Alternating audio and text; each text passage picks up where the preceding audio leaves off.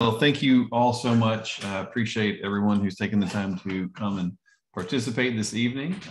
We are going to go through a presentation to get everybody up to speed on where we are today, where we've come from to get to this point. And then we will stop at the end and let you all give some comments. Hopefully that functionality will work correctly. And so without further ado, I'll jump right in. So before we begin, a few things. We have all the participants are muted right now during the presentation, and you can't share your screen or any of those things, as they said, for security reasons. There is a raise hand feature that will be available later and a chat feature as well that's at the bottom of the screen. So if you see that, when the time comes, you can click on that and make a comment that we will respond to as we go forward. If you're on your phone, there are three dots there. It says more, and you can also do the same thing with the chat there as well.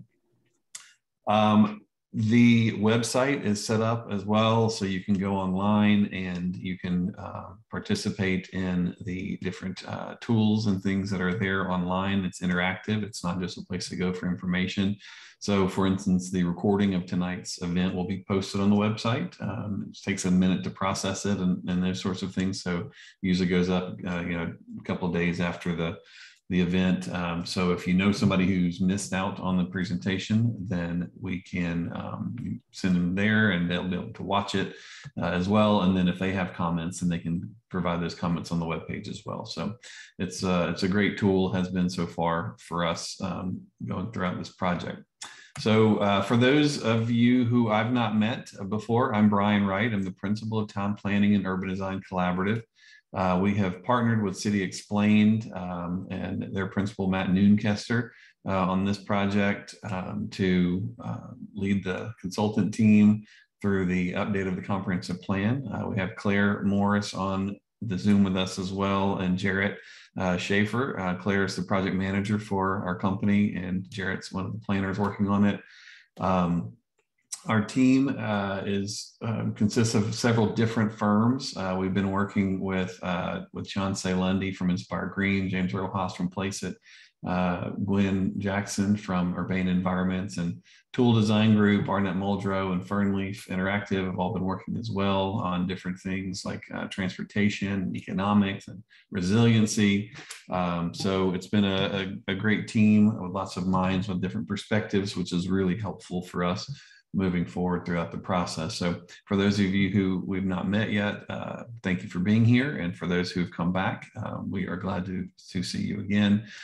But we, as we always do in these presentations, like to not assume that everybody knows everything about planning or even what a comprehensive plan is. So before we get into talking about the new plan, let's go backwards a little bit and talk about what a comprehensive plan is.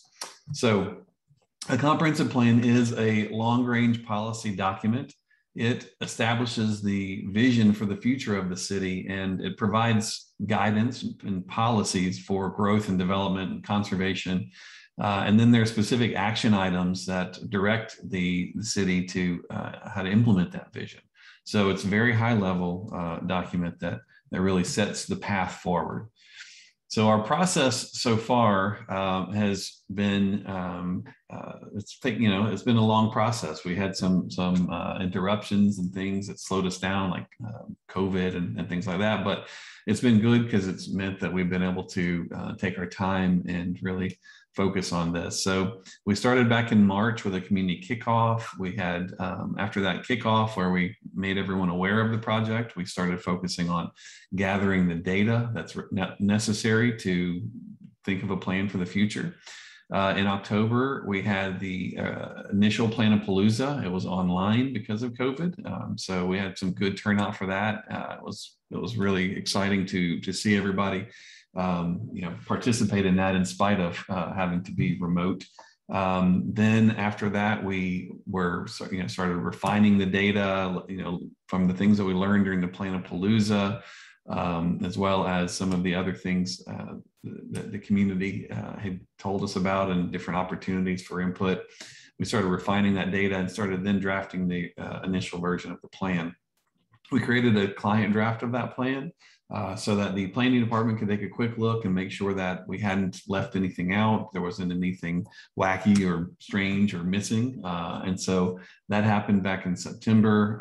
And then we set forth to create the public draft, which is the draft document that is being released now.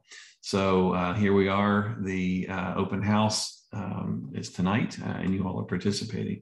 So moving forward, there'll be a mini Planapalooza that will be in person, unless something changes drastically in the next couple of weeks. That'll be October 7th through the 9th. And then in addition to the mini Planapalooza, there will also be neighborhood specific meetings. So we'll actually be, some of our team members will be going into the neighborhood, so people don't necessarily have to come to us, and trying to just find as many ways as possible to reach people and to get input. And so based on the sort of final confirmations from that mini Planapalooza and the neighborhood meetings, so people let us know, if we there's something that we missed again, or if there's something that, just we missed the mark on that people disagree with as well. So then we'll take the comments from that process and incorporate them into the final plan. And then that final plan will be hopefully presented in spring of 2022. So lots has been done. And then once that final plan has been delivered and available, then the plan will start the official adoption process. So during that process, you actually have additional public input opportunities as well as it goes through the Planning Commission. So at that community kickoff, it was great. Like I said, we had some good attendance, and everybody's picked up the Zoom quickly. This was something that was really successful. We did this on the table, these little toolkits, these packets that were self-guided groups, so people could sign up to be a host of these on the table sessions, and they invited friends or family or coworkers or whatever. We had 25 different groups participate, which is really good. This is the largest number we've had in any city we've worked in. And they had various, some of them were broad and in general, others of them had specific topics they wanted to focus on. And we got lots of great feedback and ideas. We had a think tank as well. Think tank members were selected and had a wide range of people representing different groups and organizations, different parts of the city and neighborhoods. And so they helped us to identify issues and different topics of concern. They provided input as we were developing the plan. They supported efforts to help generate interest and let the public know. And then they also participated in different events that were scheduled, and it was just great. A lot of help that they provided. So we appreciate all of their efforts. During the Planapalooza, I mentioned earlier, we had several different meetings with different topics. We talked about transportation, community character, growth and development, and housing. We had general discussions, high-level planning discussions, as well as specifics, so people could come in, whoever was interested in these topics. It was all open to the public throughout, and we had good turnout for those events as well, even though they were on Zoom. But we're going to, in the mini Planapalooza that's coming up, we're going to repeat some of these meetings for people who didn't get to participate, or anybody who has some new thoughts about it or just wants to participate again. And so we'll cover some of these topics again, but we'll do it in person this time, and we're really excited about that as well. As I mentioned, the online tools, the website, planspartanburg.com, has been a great resource for us because people have been able to go on there at their convenience and to give input and participate. All the exercises that we did during the Planapalooza were online here on the website, so people could participate in that and share their thoughts and ideas with us. And we also did several different printout things that could go to neighborhoods for people who didn't have access to computers or to able to get online.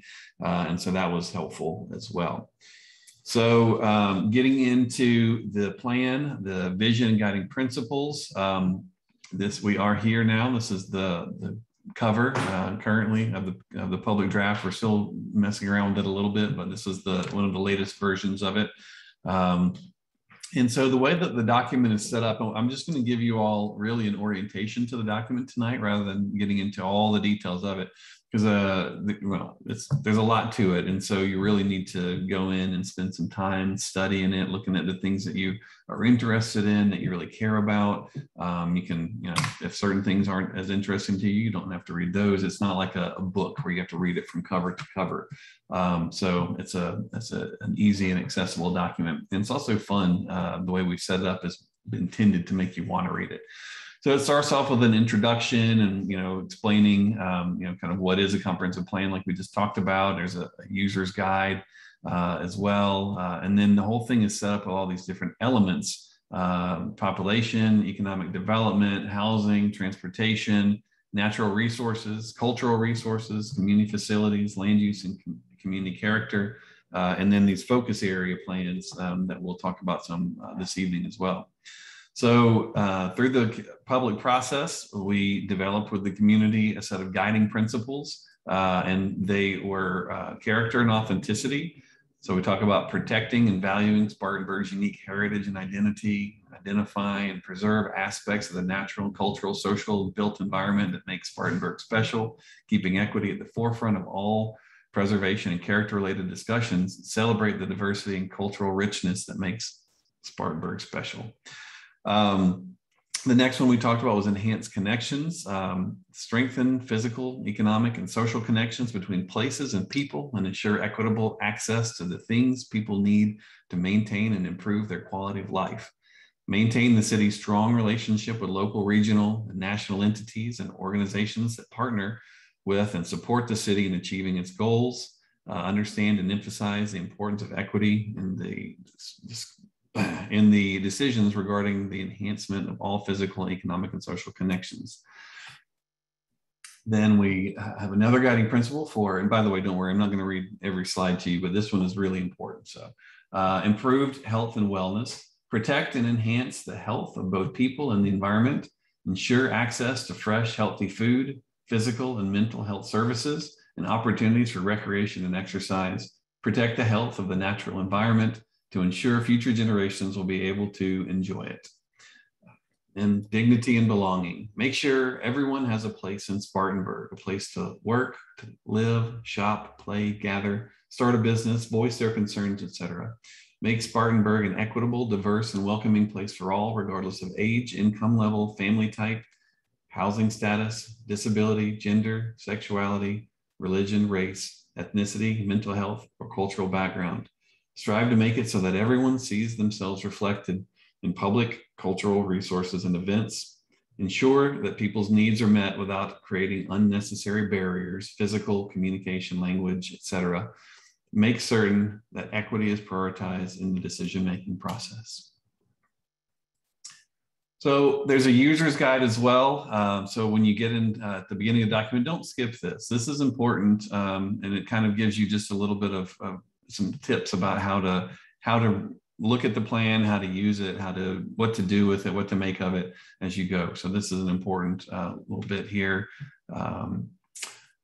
So commitment to equity is something that makes this plan unique. The entire plan is built upon a foundation of equity, which is the first time this has ever been done in the country for a comprehensive plan. And so in order to do that, we started off with the idea of, the first step is developing equity-based indicators. And so really having the equity indicators used to measure the levels of inequity in the community and track the progress towards a more equitable future. We were able to build off of some of the previous studies that have been done by other groups and organizations. A lot of good work had already been done prior to this plan starting, which was really helpful for us. And so each of the elements of the comprehensive plan identify 2 or more equity indicators that would be used in monitoring equity in the community going forward. And so you'll see that in each each element of the plan, here's kind of the overall layout of how these different equity indicators work. And then each element of the plan, so I mentioned before, we have population and economics, et cetera, will have at the beginning the equity indicators. And so look for these. And as you're reviewing the plan, if equity is something that you're focused on, make sure that there aren't things that we've overlooked, that our team has not included as well. So in population, and I said economics, so we have our indicators here. Housing has its indicators, and some of the indicators are easier to apply to an element because they're more tangible, like housing for sure. Others are a little less so, but we worked hard with our team and with different organizations to help create these, and also looking at best practices of different groups and plans and organizations around the country, just to see that, making sure we had the most cutting edge thoughts and ideas around equity for sure. Natural resources has them as well. And this is an interesting one. This is one that, wouldn't necessarily always be really obvious to people if you weren't thinking about it. And so many cities have left this, inequity in their cities, and the idea of a tree cover. And so you'll start to see in some cities where you have a great canopy of street trees that make a nice shady sidewalk for people to walk down. And many times that's in the most affluent, least diverse parts of the city. And so you'll start to see that in other areas where, in fact, people are often walking more because they don't have access to the same number of cars or the same access to transportation, where they need to walk more. It's a less hospitable environment to walk because there are no street trees. The street trees haven't been maintained over the years. And so you don't have that nice shady experience. So even things like that have come into play. In community facilities, we have them as well as cultural resources.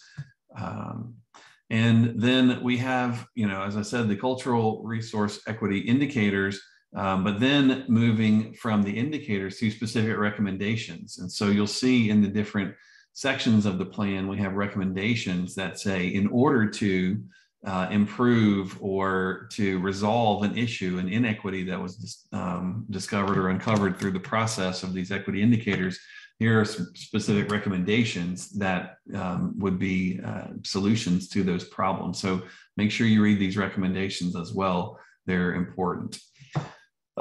So while equity is the foundation of the plan and is of the utmost importance, of course, it is still just a regular comprehensive plan as well. And so in any comprehensive plan, you have what is typically talked about as a future land use map, future land use section. And so we're still looking at those sorts of things as well. But the way we think about it is from a growth and conservation perspective instead of just future land uses, because we know that there's more to what goes on in the city than just how land is used. And so you'll see in the plan, you have the different sectors, they're called. And the sectors I'll show you on the next page are keyed to a map. And each one of those has its own description. And so we have sector C1, and that is for preserve conservation sector. We have a C2 for reserve conservation sector. I'll tell you what these are in a second. And then we have the G sectors for growth. And then we have some special district sectors that are for things that don't neatly fit into any of these other categories. So this is the current draft of the map. And what you can see in green are the preserve conservation sectors. And so here we've assigned that to open space areas that are actually currently protected from development in perpetuity, such as wetlands, water bodies, or floodplain. They may have opportunities for passive or passive recreation purposes, such as greenways, trails, and public access. The next one is the light green areas here you see on the key. It's for the reserve conservation sector. So it's assigned to open space areas that should be but aren't presently permanently protected from development. So that'd be things like city parks, or maybe transmission line corridors, cemeteries, city schools. And so these are intended for both active and passive recreation. Getting into our growth sectors, we have controlled growth, so areas that are developed with low to medium density neighborhoods that should remain as they are. So this is sort of established neighborhoods where you aren't looking for transformation necessarily or improvements. And then they're defined by conventional suburban development patterns, single family houses, limited multifamily, commercial, and civic uses, et cetera. Now, what we know is that while you have a lot of this currently in the city, that some of these areas are the thinking about these areas is changing around the country, and people are looking at ways to start to include some soft density, they call it, some opportunities to densify some of these areas. And so there's been some discussion about that in the community. But the next sector is the neighborhood infill growth sector. And again, this is more of the historic neighborhoods where they are stable and they are lovely. And we've heard from the community there's opportunities for some future infill development if people are looking for that. So accessory dwelling units or some of the areas of land that are underutilized that could be new housing to provide some more housing, because we've heard about housing shortages as well. So these are more low to medium density neighborhoods as well. And while the yellow areas are more of the conventional suburban development pattern, the orange ones are more of the traditional historic neighborhoods that have a great neighborhood structure already. So looking at the G4, the fourth growth corridor infill sector, looking at along the current transportation corridors, it tends to be more auto-oriented commercial activities that, really where you sort of strip highway development as well. We heard a lot of people looking to have new development, redevelopment of these areas. So some of the parking areas could be redeveloped and become a more walkable, bikeable corridor and allow people to have more mixed use and housing options in there as well. The fifth growth sector is the center infill growth sector, and that is primarily in the downtown. These are different activity centers. Downtown are some of the larger suburban centers as well, maybe like around the mall, for instance. So additional growth and development is encouraged in these areas and represents the greatest opportunity for complete mixed-use walkable centers and character-based zoning. And then, as I mentioned, some of these special districts. So the airport is one, and so here you just kind of let the airport be the airport and not worry too much about it, trying to be something more than it is. And then the campuses as well. You have these great assets of the local colleges there. And so the different campuses would have their own set of standards that would continue on there, because a lot of them are more just pedestrian focused, not in a typical development pattern. So those are the different growth and conservation areas. Again, study all of these in the section, and then also look at how it's mapped. Make sure that we haven't. There's a lot of different pieces of land in the city, and so make sure that we haven't missed any pieces, and we need to change a color, those sorts of things as you do your thorough review going forward. So we have some focus areas here as well. If you participated in the Planapalooza, you'll remember that we were drawing different areas that we didn't control, that the city doesn't control, but areas that the community mentioned to us were opportunities for some cool things to happen, some transformation or some improvement. And so we showed some of these plans during the Planapalooza, but if you're new to the process, here are the areas that we looked at. We looked at the Union Street corridor. We looked at a transit-oriented development around the train tracks near downtown. We looked at the mall, the fairgrounds, a neighborhood center in the southern area here, and then the grain district. So here's what we were drawing. So we have a kind of a before and after scenario. So here's the Union Street corridor as it stands now. It's kind of fragmented. It's lots of these little warehouses and things. And so we were showing how this area could become something different and special to allow for some placemaking, some new housing opportunities, as well as starting to feature the park that's here and some of the greenway options as well. And so you'll see each of the plans is annotated in here and highlight some of the key elements of it. But the point of these plans isn't to say, you know, the city needs to go do this, but it's to be inspirational, to show how some of the ideas that we heard about, such as, you know, incubator, retail spaces or maker spaces or mixed use development, and, you know, how these things could occur in these areas. And hopefully the property owners are inspired by these things and can, you know, we'll make some of them happen. So here is the transit-oriented development location. Here's the big hotel. Downtown is just off the image here. Here's the train track. So if a train station is located here, how this area might redevelop with the county building and some other things. So we showed how that could transform. So the train station was here, some parking structures, how to make great streetscapes, and have a mix of housing types. So you can provide some more housing options with a wide range of price points. So you can get some workforce housing, some more affordability in there, as well as providing opportunities for people to, more people to live in and around the downtown area. And again, that's annotated in the plan.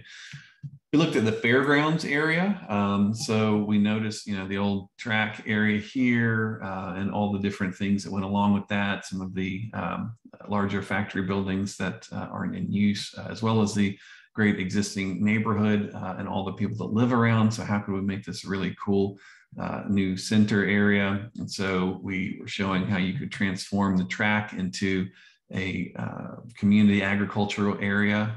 So looking at greenhouses and row crops and an agriculture center and some you know, hydroponics and all sorts of things as well, adding some new housing options around here, and all of it tying into becoming an amenity and asset to the neighborhood. Some more new ball fields here that are reorganized, redevelopment of some of the dilapidated factory buildings as well, and then utilizing your wonderful existing neighborhood amenities that are currently there as well. We looked at the mall, as I said. There's, as you can see in this image, lots and lots of parking lots that are there, very underutilized is what we would call this. A few buildings, and it's, as with most malls, it's seen its better day. And so we showed how this mall area could transform into an important mixed-use center for the future of the city. So we left a lot of the mall buildings in place and added to it, built around it, added structured parking so that we replaced the parking that we took out. We added green infrastructure elements to it. Here you're seeing solar and green roofs and wind collection, as well as new civic spaces and a lot of new housing options for people, all different price points. And this will become an amazing center that would be complementary to your downtown, so they would work together. We looked at the grain district. This was the old empty, abandoned factory building that's there, knowing that we have great neighborhoods that are nearby and adjacency, and showing how this area that happens to be between the downtown and some of the great neighborhoods could be stitched together and become a unique place to solve some of the issues that we heard about from the community, to incorporate things like some incubator retail, some more affordable options for people to start businesses, to make new civic space, to have community gardens, and as always, a wide range of housing types, from single family to row houses to multifamily of all sizes. And then, you know, bringing back and incorporating some of the older buildings into this concept, having all the roads connect so people can walk and drive and bike all between the neighborhoods and the downtown, and becomes a really important hub of activity and an artistic expression as well. So here, the Hampton Heights expansion area. This is, we were just up here in the last image, the green district.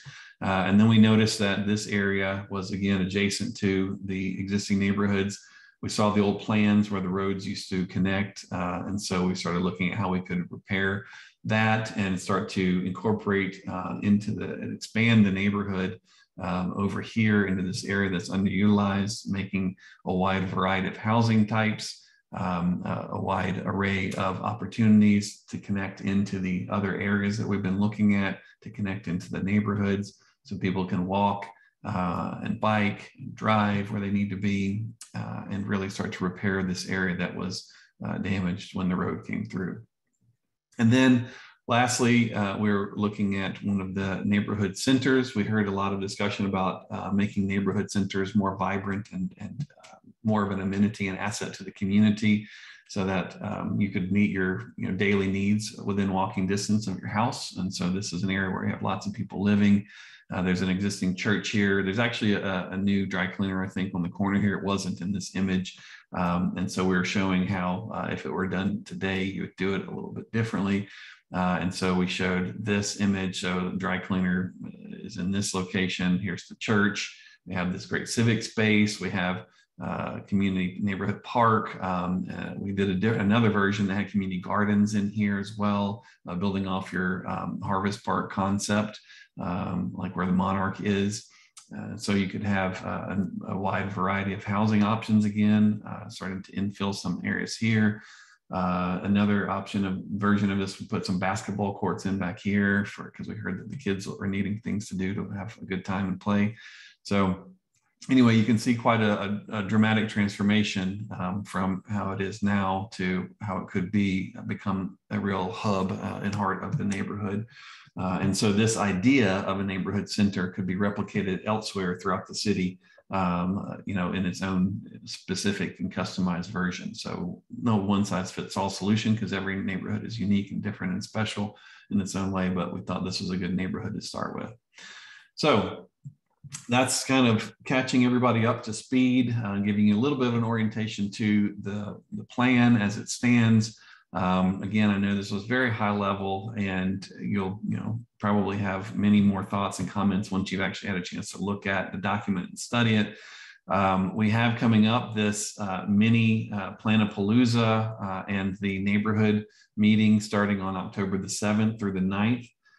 So on the first evening, on Thursday, there'll be a public presentation. And then we'll have, following that, a meeting looking at cultural resources and things. On Friday in the morning, we'll have a session. Then we'll have an afternoon session. And then going through into the evening. And then over also into Saturday, because we know that some people won't be able to participate during the week. And so that's why we go over onto the weekend. And again, throughout this time, the webpage will be available. So if you can't make it to any of these things, we sure hope you can, but if you can't, you can go online. And all of these things will be set up virtually as well. So if you can't be there in person or don't feel comfortable being there in person, you can go online and participate on Zoom. So hopefully we'll be able to find everybody, meet everybody where they are. And then we'll also be having, as I said, the neighborhood meetings happening in 4 different locations in different neighborhoods.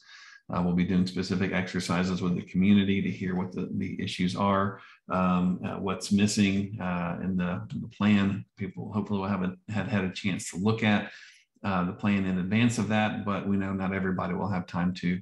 So we'll catch everybody up to speed and have a great time, great conversation. And you all get to meet some more of the team during that. So let's chat. I know we had people popping questions up during the presentation, so thank you for that. And so we can go from there. I'll quit sharing my screen, and then we can see what kind of info we get.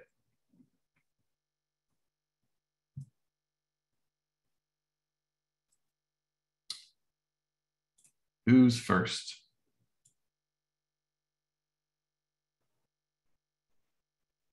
And we have a couple of questions in the chat.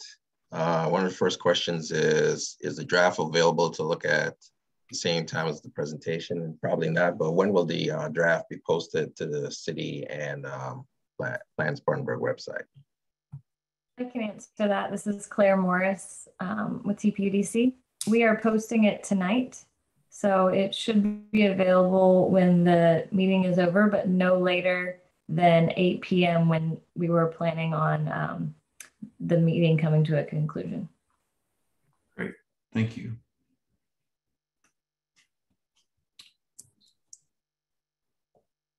All right, so we've got about 50 people on here, almost 46 people. Who else? Brian, there are questions in the chat. Oh, great. Can you be in charge of those for me? Sure. Jennifer Bredham asks, do you have a scale associated with this map so we have a better understanding of what spatial area some of these sectors encompass? Jennifer, can you let us know which map you're referring to? I think it was the growth and conservation map. I remember seeing that one pop up. So I think that well, first of all, it's the entire city, but I think that yeah, on this version, I see there aren't street names, so that's a challenge to orient yourself for sure. So we will tweak that. If it's not on the version that's posted tonight, we'll get that sorted out and repost for you.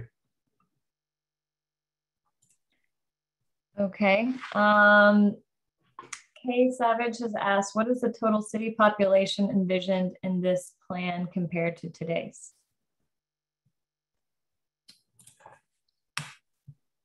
I don't know off the top of my head. That is a good question. I know we were looking at doing different scenarios and things like that, but I would have to look back. I haven't memorized it. Unfortunately, well, fortunately, we work on lots of different projects at the same time, and I would hate to guess. So we will we'll get that answer for you, unless Claire knows it off the top of her head.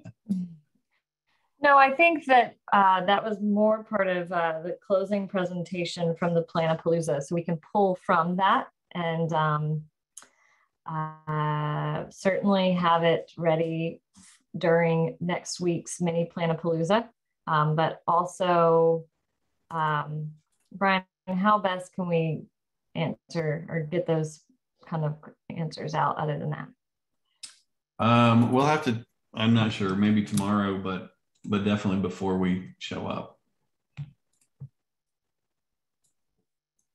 Okay.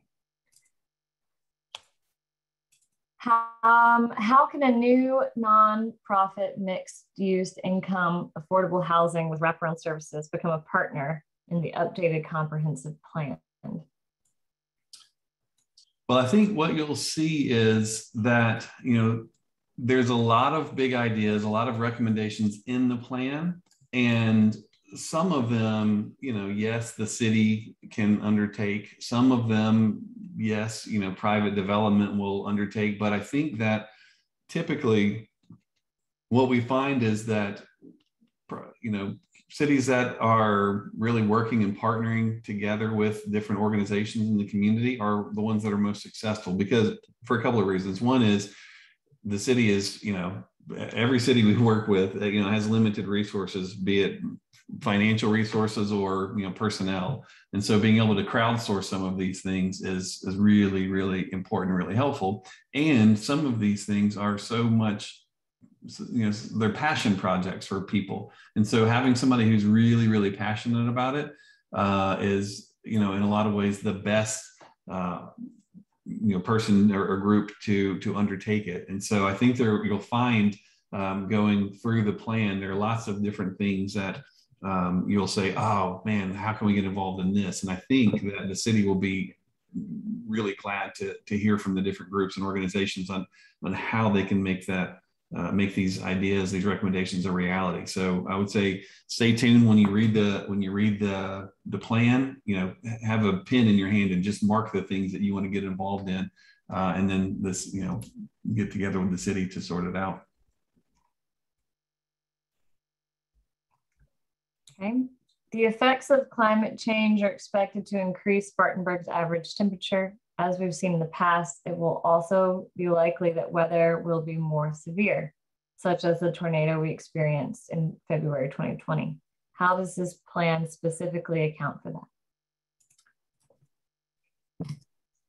I think that, when we're looking at a plan like this, a high-level comprehensive plan, we can do some things, of course, so there's an element in the plan that deals with resilience and some of these things. But, at the end of the day, I think that through the process, we didn't hear a ton about this. And so if you've got some specific ideas and recommendations to expand upon what's in the plan now, I think it would be great if you would, share those with us and with the city moving forward. So again, this is a lot of times a question like this would be, somebody who's particularly passionate about this topic and has, has spent time focused on this and specific to the city. So again, I'll say this, and I apologize, but some of the specifics of the plan will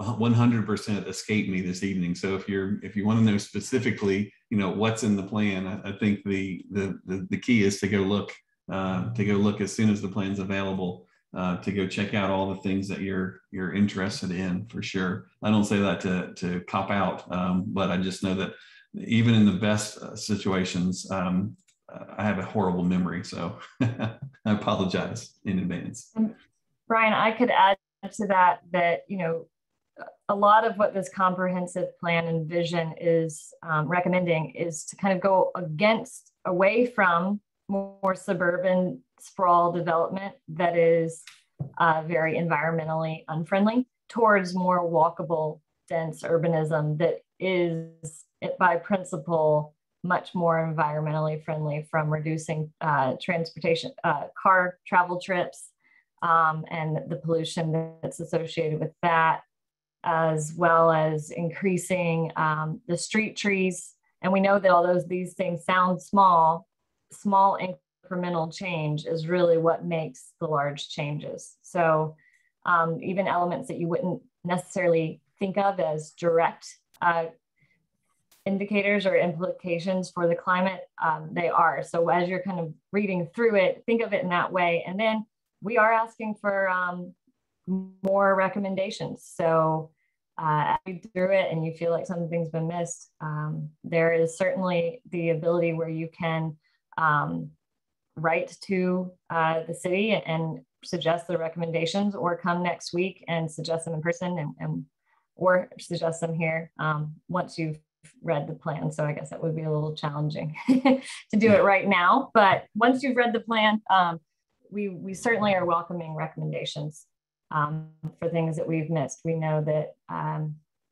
all input's necessary, and that's why we're engaging everyone now. And this process is 30 days for the public draft review period.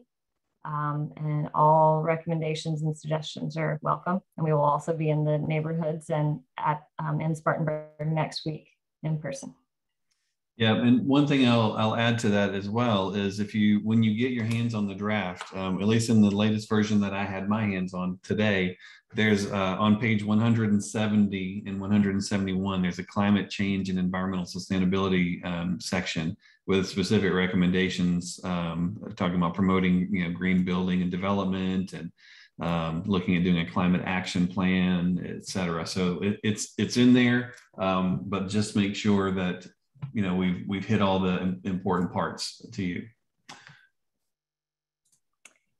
Okay. Laura's question was similar. I think we've addressed those. A lot of people helping out on the current population question, and we will get your future population question estimates. Will the plan include proposed ordinances or changes to the code to allow for ADUs? That is a recommendation. I do recall that looking at it today. Yes, so there aren't any proposed ordinances or anything like that in it. That's its own separate thing. But the plan does discuss different things that could be updated regarding the ordinances. So just to clarify, I'm glad you asked that question. So the comprehensive plan is different than the zoning in that regard, but we do talk about accessory dwelling units. If you're not familiar, that's what ADU means, accessory dwelling unit.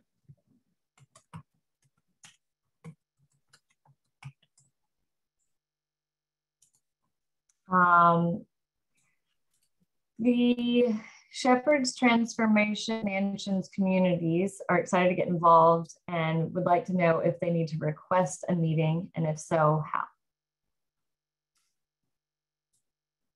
Yes, Martin, do you have any thoughts about that? Or anybody from the city? Yes, they certainly can meet with us, with the city of Spartanburg, myself. I may have given them a card last night, but they certainly can request a meeting. We're located at 440 South Church Street. And we'll also, as far as the plan is concerned, we'll have copies distributed at the library and at 440 South Church Street, which is the development offices, for folks to review them as well. And we'll have it on the website for anyone who's interested in downloading a copy to review. Thank you. And just back to the ADU question real quick, on page 78 of the plan, it says, recommendation number 3, update zoning to include a variety of housing types that may be more affordable than conventional single-family detached homes, such as tiny homes, micro apartments, and or accessory dwelling units, ADUs. So there you go.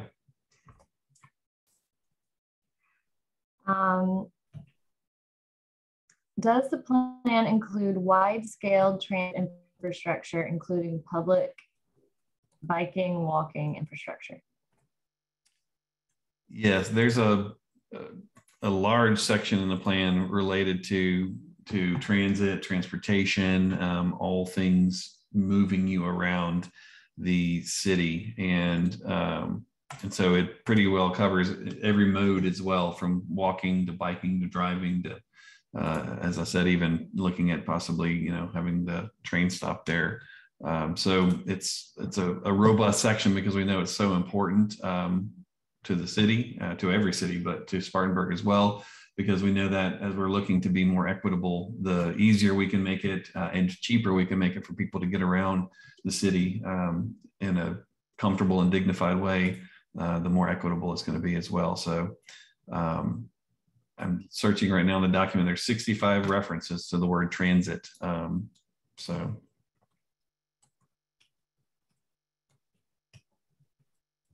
Okay. Why has the timeline stretched out to spring 2022 for a final plan?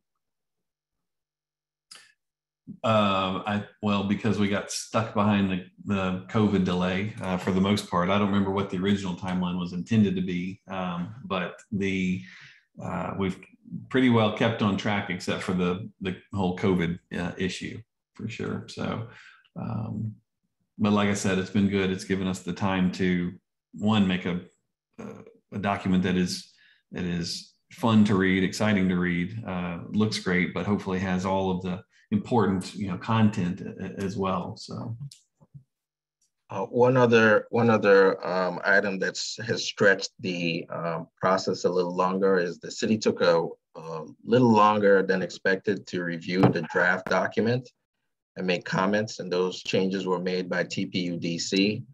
And then I think we also have a 60-day comment period from today. And Claire and Brian can correct me if I'm wrong, but I think we have a 60-day comment period that stretches into November.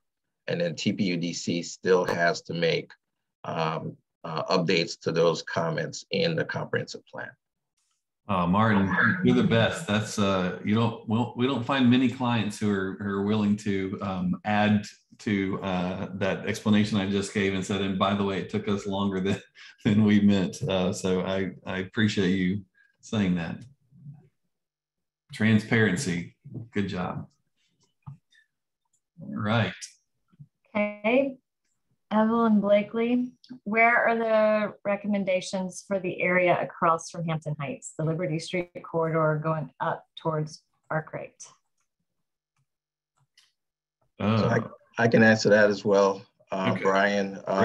One of the presentations tonight was the neighborhood centers, and that was at the intersection of Beaumar and South Church Street.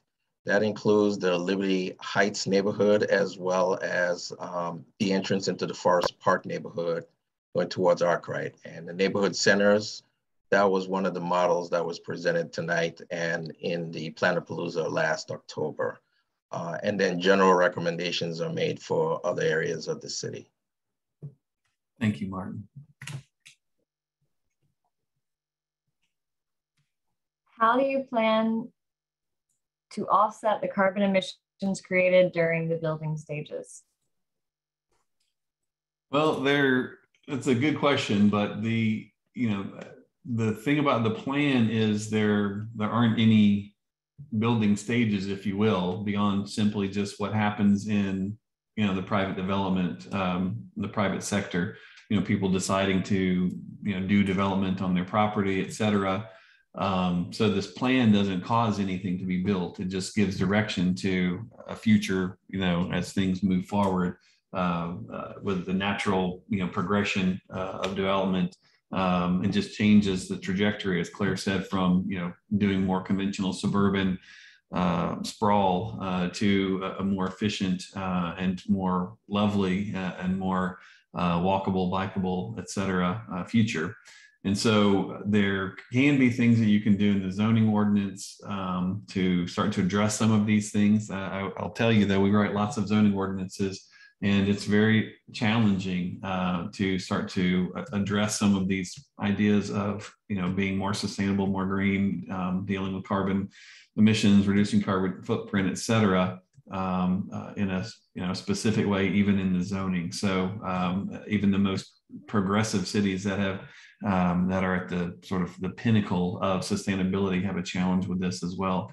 So I think, you know, moving forward, and again, you know, review the sections in the plan that address things like sustainability and resiliency and green building, et cetera, and see if you have additional thoughts or ideas, and then, you know, make sure that going forward, the city understands how important that is to the community. We didn't hear much about this through the Planapalooza process, but that doesn't mean it's not important. I'm just letting you know that it may not be on page one, you know, as a result of it.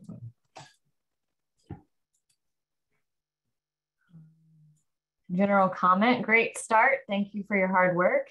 Thank you. Thank you. I'm sorry, some of these names I'm not reading fully because I can't see them. They've been cut off, so I'm not trying to leave anyone out. Do you have a plan for how this will affect wildlife?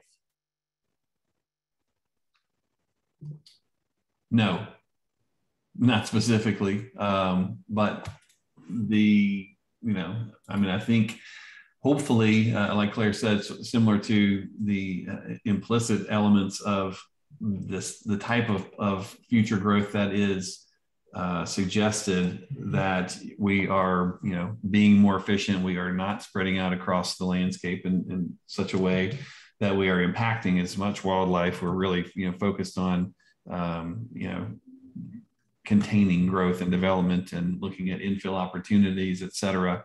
So hopefully that becomes, you know, something that's not quite as important. I will say, though, that I may have spoken too soon. I see on page 172, there's a wildlife and wildlife habitat section. So yes, we talk about green corridors as well, looking at the green network and having wildlife corridors be maintained. So man, okay, this is great. So look at page 172. Maybe more comprehensive than we thought. I take it back. Yes, I apologize. I spoke far too soon. Do keep in mind that when this is posted on the website tonight, you can hit Control F and search for the keywords that you're specifically interested in. So the next question is healthy food. The last question was wildlife. As I saw the healthy food comment, I hit Control F, and I found many instances of that. Specifically, it's a health indicator or an equity indicator under the health category. So on page 17. And I only say that because I know not everyone knows how that can be done. And it is a long document. As you can tell, you know, we wrote these things coming from your comments months ago, and then now it's been under revisions where it's been just as small as make sure you spell this word correctly, or get this page number right, or change this color. So we've kind of been in graphic design and final tweaking mode for the last month or so. So if you hear hesitancy, it's not from a lack of care, but just that the process has required that we kind of be at the really finite graphical details recently. But I wanted to pass that along. Yes, that is, Claire just told the secret of how I'm finding these things. I am using the find function in the document. So thank you for It's sharing that. important to know. We've Yeah. got us millennials have to pass on some of these tricks of the trade. There you go. And for as little as just to make it equitable for everyone from a website. So are there we've already hit that one. Does the plan include transit centers and housing next to, does the plan include transit centers and housing next to each other to cut down on emissions from transportation to employment? It does. Okay. Are there any provisions in the plan to address diversity and inclusion for people and their pets? Accessible vet care, keeping people and pets together, etc. Okay, I just searched for pets and I got a hit. Let's see, we are looking at, that's in the section that has to do with, what section are we in here? Recreation, parks, etc. So we are looking at amenities that are good for owners and their pets. So there's some thoughts about pets, but not as specific as accessible pets. But again, this is a comprehensive plan. It's such a high level document. It's not unusual that it wouldn't be as specific as that type of a recommendation.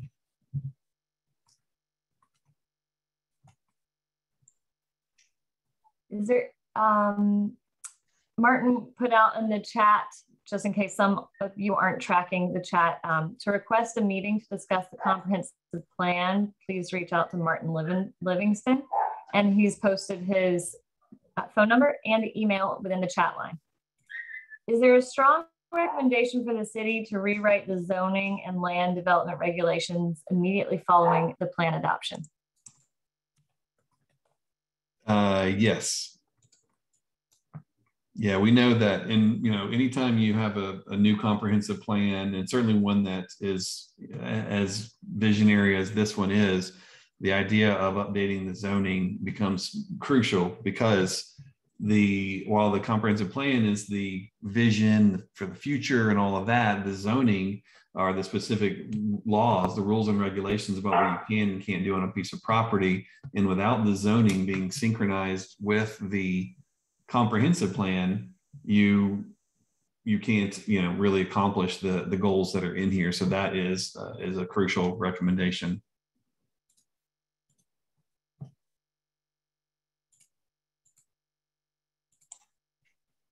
Okay. Question from Tamika Thomas. Are there plans to highlight the areas most at risk for gentrification and a strategy to mitigate displacement of marginalized residents?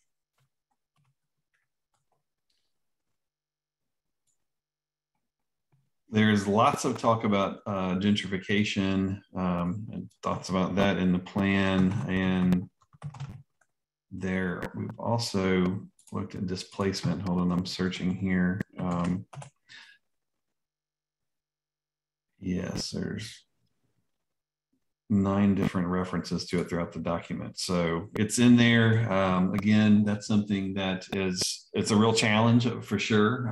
So, we've included all of these different things that start to help with these issues. But, the trickiest thing is the more, exciting, the more wonderful a place is, the more desirable it becomes. And so without,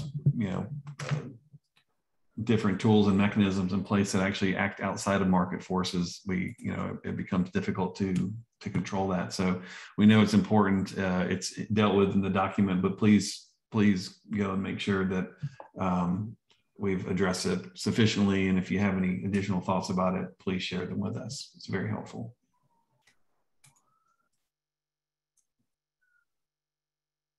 There are priority list for immediate to-dos for the city in 2022 to 23 to ensure successful implementation in the future years.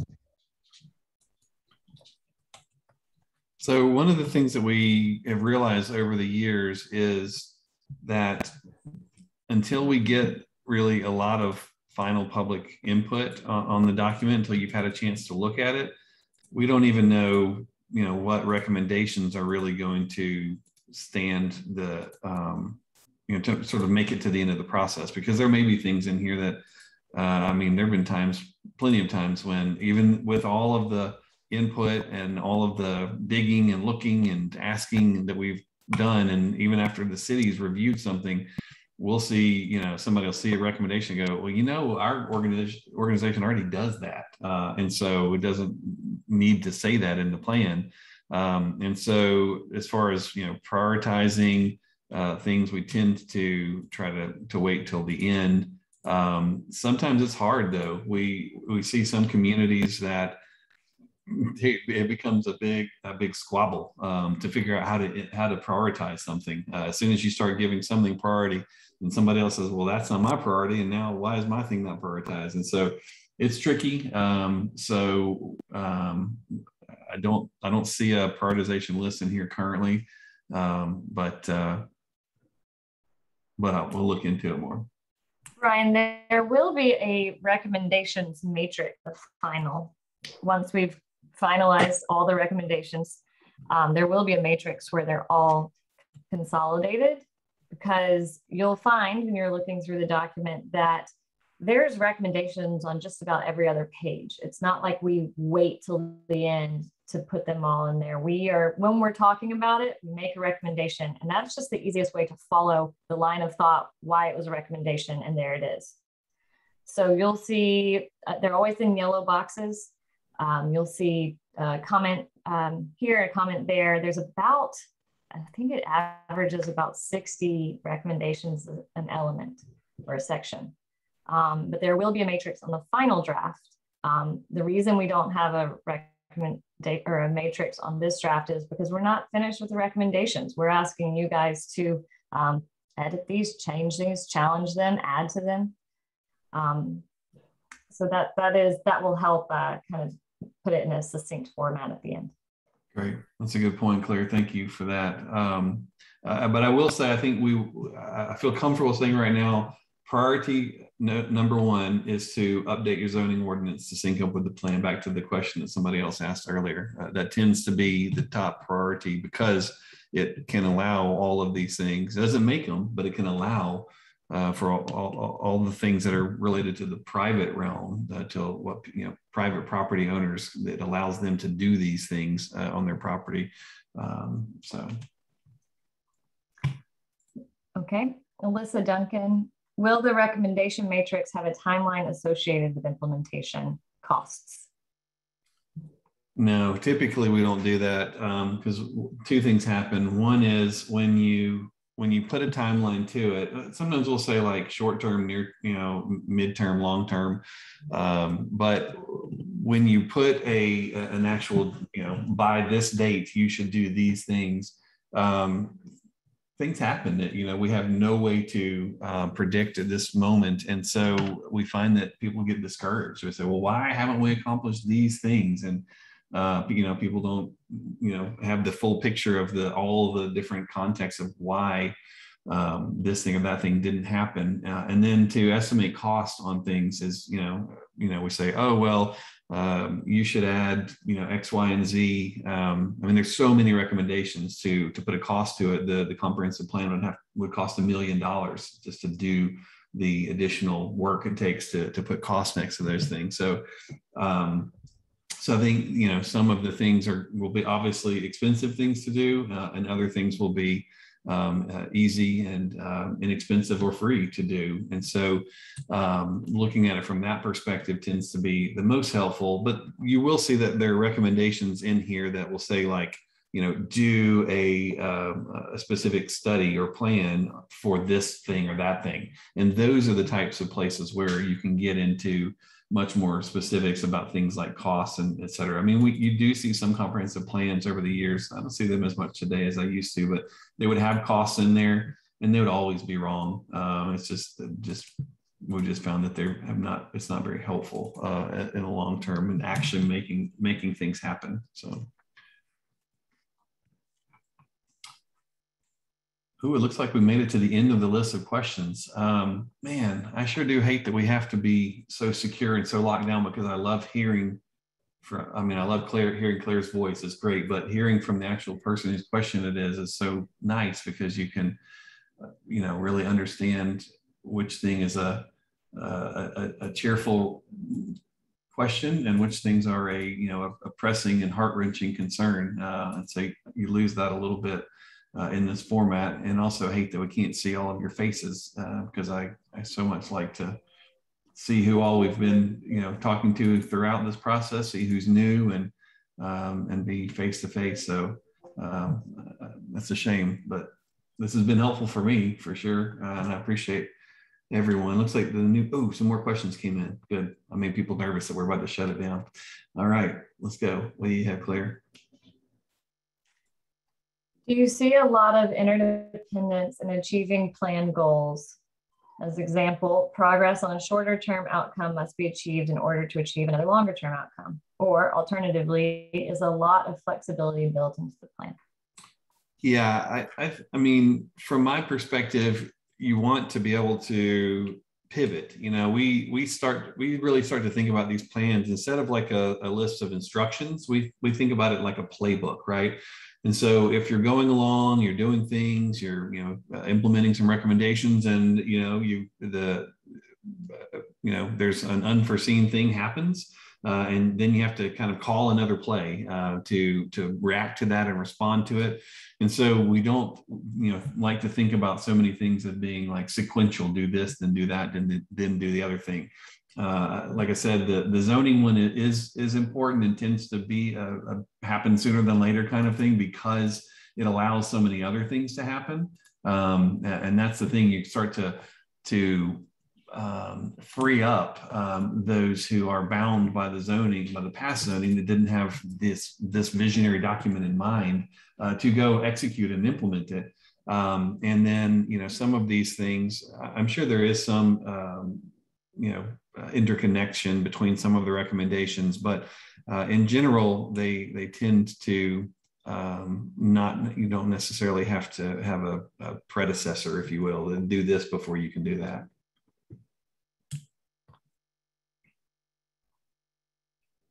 Okay.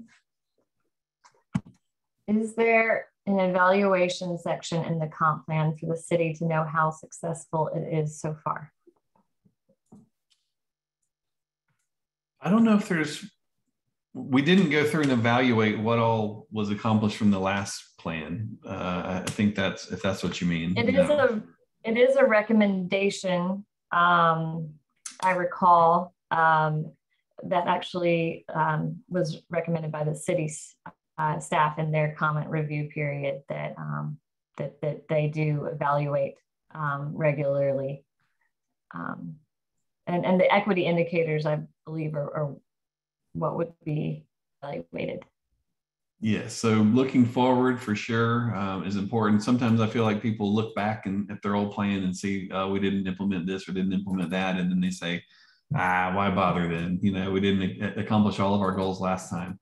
And so, hopefully looking forward, you can do that. You can kind of give yourself a kind of a report card, if you will. One of the things we've seen be really successful in some of our cities we've worked in is they'll actually create maybe a poster or something that will have some of the top recommendations that people seem to be really excited about, or some of the ones that have somehow been highlighted, and then they'll have like which departments associated with that, and then they'll say how far along has it been going for which departments accomplished it, which goal's been accomplished, which one's under construction, or not literally construction, which one's in progress versus completed. And so then those that are the responsibility of the city, those recommendations that are city responsibilities, or even organizations that are outside the city, there's sort of like a friendly competition to make sure that everyone whose name is next to something, that their thing is accomplished and checked off. And so you can do some fun things like that to really help spur on the ideas to be implemented.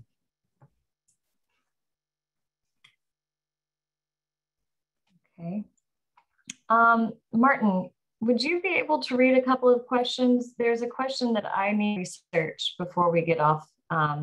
So if you could pick up where we left off, Tamika Thompson's at 6:11 p.m. was, or sorry, yeah, 6:11 p.m. was the 7:11 p.m. was the last one.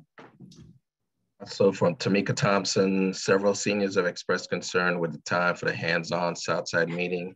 Are there options to move it to the evening or weekend or special Sunday session?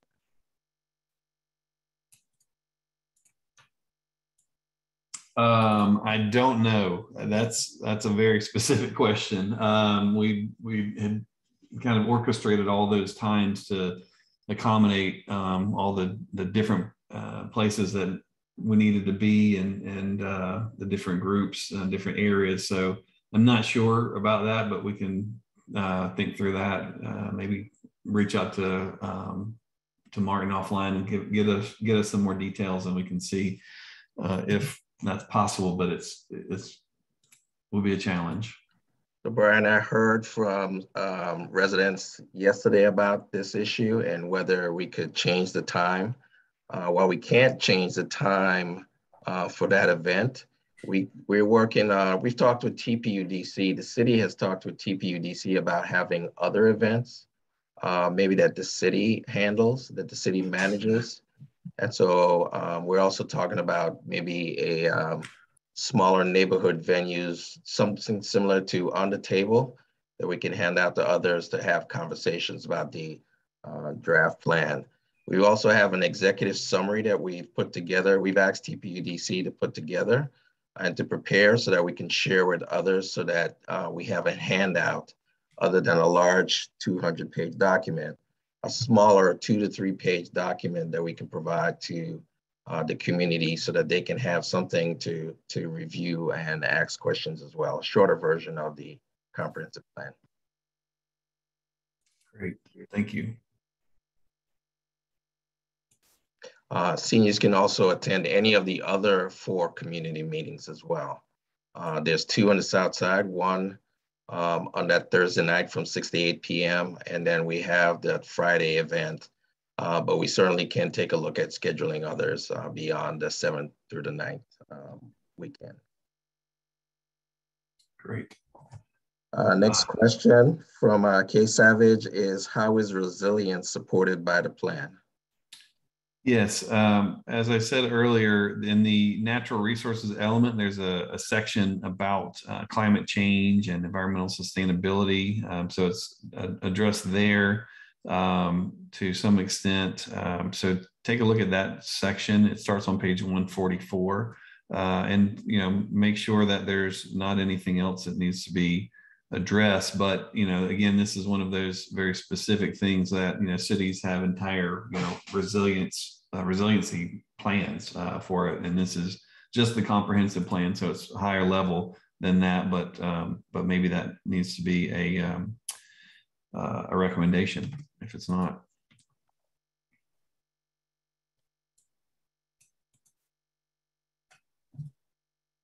All right. Next question. Will the questions and responses in chat be available as we review the presentation?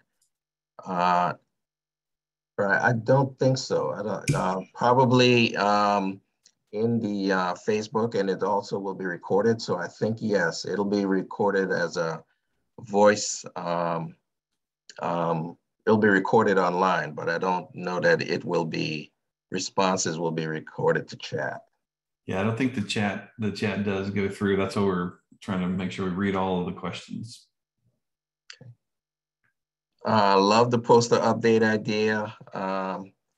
Couple of comments. It would be great if the city can keep us updated how far we go, like the poster idea. That's from Nanjo. Alyssa Duncan said, love that poster update idea.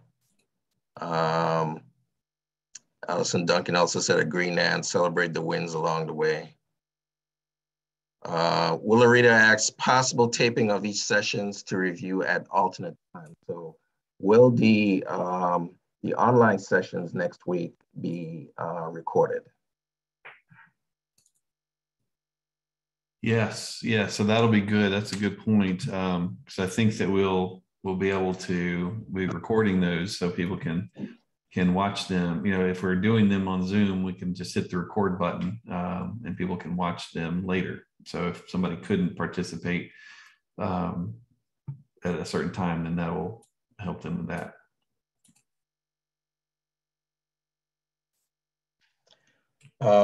Next question is, South Carolina state law requires a disaster preparedness and resilience plan. Would that planning process follow this one? I think it certainly could. You know, that the idea of you know, getting public input and going through a process like we've done throughout this, certainly we use it when we do zoning ordinances. We do it even when we're working for private developers. We do this similar type of process. So I find that this works for, you know, any type of plan that you want to get community input on, for sure. So I don't see any reason why you wouldn't want to follow a process like this. Brian, I think there's also a local county and city group that does disaster preparedness planning. And we can do some research on that, but I think there's a local group that does that as well. Great. Alyssa Duncan says, I believe Spartanburg County has some sort of emergency management plan. So. And I believe that's through the 911 office. Yeah, don't call that number to get information about it. No. E911 disaster preparedness program.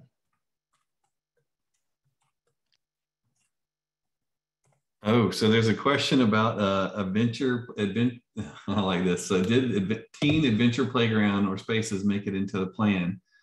Sorry, Martin, I'm reading here instead of you, but I got excited. So while we have many playground throughout Spartanburg, those of us with young people in our lives see the need for teen specific spaces. So for those of you who aren't familiar, these adventure playgrounds are a bit more rugged and less focused on swings and play equipment, and they have more, you know, sort of reclaimed materials and wood and branches and all kinds of things for kids to do that might be more interesting to them as they're older, and even younger kids like it too. But so on page 159, recommendation number 2, consider constructing a unique type of adventure playground that encourages exploration and creativity and would appeal to older children, including teens.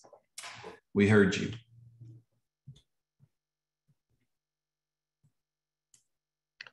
Alyssa Duncan said Doug Bryson is the contact for that emergency management plan. So she provided a comment there. And then the next, will the entire consultant team, including sub-consultants, be part of the upcoming mini Planapalooza workshop? And Claire responded, yes, they will be.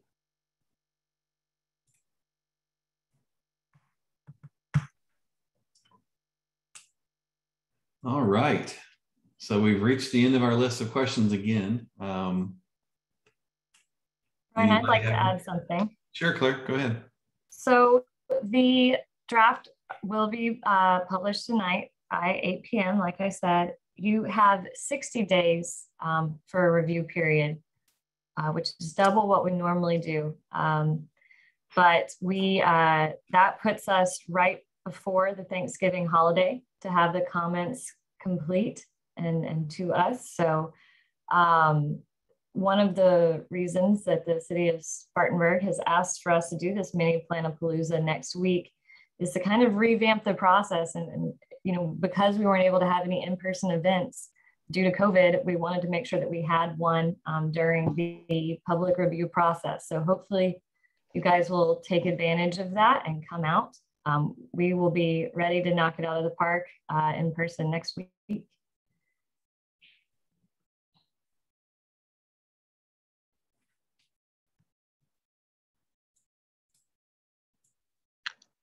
One final question, will there be a way to communicate the information shared in this webinar in Spanish? That's from Tamika. So some of the, one of the projects we're working on right now, there's been a translator option for when people come into the session, but we don't have it set up here on this one. So I'm not sure how we can accomplish that goal. Martin, do you have any thoughts? I don't. Christopher George may have some thoughts on how to do that, especially the Facebook Live presentation. He may be able to answer that question. As far as conversion of some documents to Spanish, we've talked about putting together that executive summary, and we have a local consultant. We're going to talk to them about converting that document to Spanish so we can share the information in 2 languages. Sometimes YouTube has an automatic subtitle option as well. I'm not sure how reliable it is, but Christopher may know some of these things. Yeah, just chiming in here. Typically, I need to look at them again, but the automated translate things like that have not been very good. I wouldn't want us to use that if it wasn't, discernible to folks. So, but it's worth looking into, though.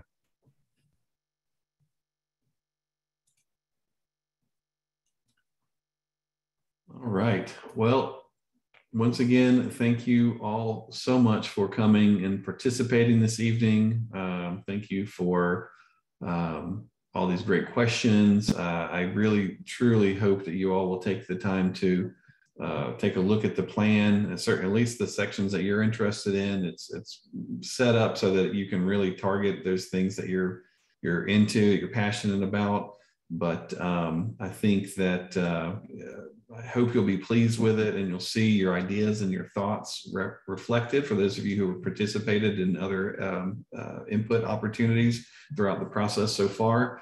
And for those of you who are new that don't see some of the thoughts or big ideas or new ideas that you have, please share them with us. And for those who did participate in already, if we've left anything out that you were hoping to see, then just make sure you provide that comment to the city going forward. So this has been wonderful. I'm so glad that we're back on target, and I hope that I just can't wait to hear what you all had to say about the plan. We're excited about it. Have been so thrilled to be a part of this. It's such an important plan for the future, not only at Spartanburg, but I think will be a real